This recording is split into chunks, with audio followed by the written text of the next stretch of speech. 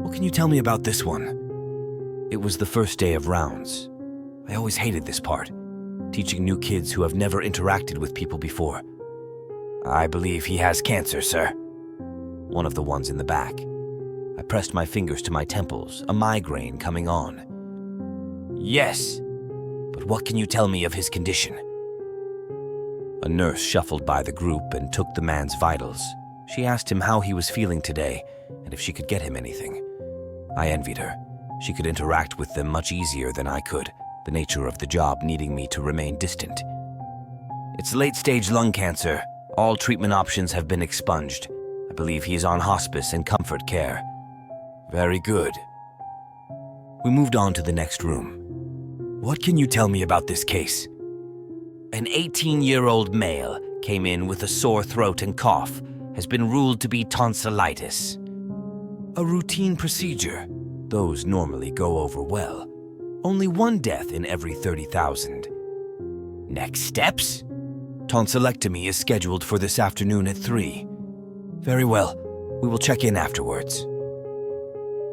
The issue with hospitals, I have come to realize, is that there are just so many people. While it may be incredibly cost-effective and efficient to put all the sick people in a single building, it is incredibly easy for infection to spread.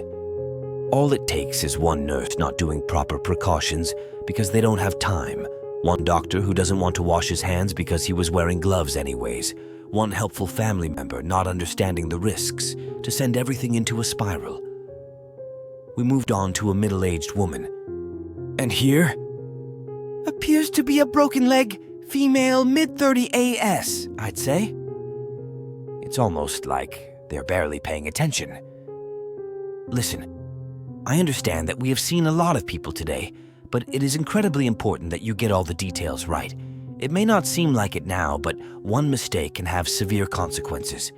Mixing up one of these people can have ramifications on your career that you may not fully comprehend at this juncture. All the details are important as our decisions affect whether these people live or die. Do you all understand me? A class of bobbleheads were nodding at me. Now let's try this again. What do you see here? Female, age 35, broken leg as the result of a dirt bike accident. She swerved to avoid a dog that had gotten away from their owner and hit a tree. The bone has been set and casted. She will need physical therapy, but there is a chance she may never gain 100% mobility with the leg. Very good. The thing with being a doctor is this. It is incredibly hard to know and predict everything with the human body. Someone can come in complaining of a stomachache and end up having a burst appendix. It is thus important to assume the worst. The trouble with this is that the human body is unpredictable. Tumors grow without causing any effects, blood clots will form and cause death almost instantaneously. There is too much to prepare for, and some things are not easily accounted for. Last one, please tell me everything you can. It was a boy of 6 or 7.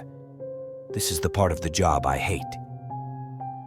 His mother was sitting next to him, reading a book aloud. He had been in a car accident a week earlier and was showing no signs of recovery.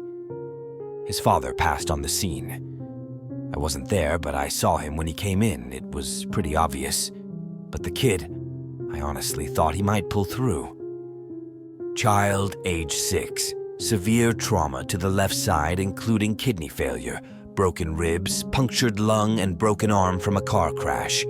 Has been here for 6 days, has not improved. Initial surgery was deemed a success, but nothing can be done until there is improvement. There were a lot of flowers in the room. Pollen could be seen drifting lazily in the sunlight from the window. A giant card sat in the corner, most likely from the child's class. His mother was sitting next to him. What is the next step? I don't like ones like this, especially when parents are involved. I try not to interfere until they aren't in the room. I don't like the look on their faces, a pleading anguish. It is unfortunate. Monitors started going off, and the mother's face melted. No, a whispered word, a quiet prayer. No, please, no. Tears started to well in her eyes, battering against the dams weakened by sleepless, stressful nights. Quickly, her words turned from silent prayers to frantic screams. The rivers broke free as her voice cracked. She screamed into the hallway for help. Nurses ran by and into the room, started to do compressions. One of them ushered the mother out of the room. She stood helplessly in front of the windows, hands over her mouth, eyes closed, rapids crashing to the floor. A crash cart was wheeled into the room, but his pulse had been gone for a while now. They pushed epinephrine and got the shock pads ready.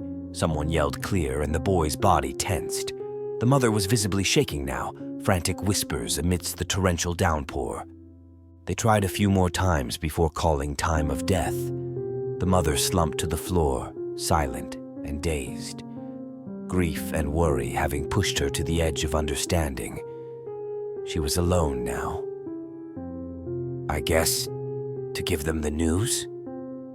I walked over to where the mother was standing and bent down, face to face with the boy. He couldn't understand why his mother wasn't paying any attention to him. "Mama, what's wrong? Why are you sad?" He gave her a hug. A lump caught in my throat. 700 years, and some things still get to me. "Come with me," I said, and gave out my hand.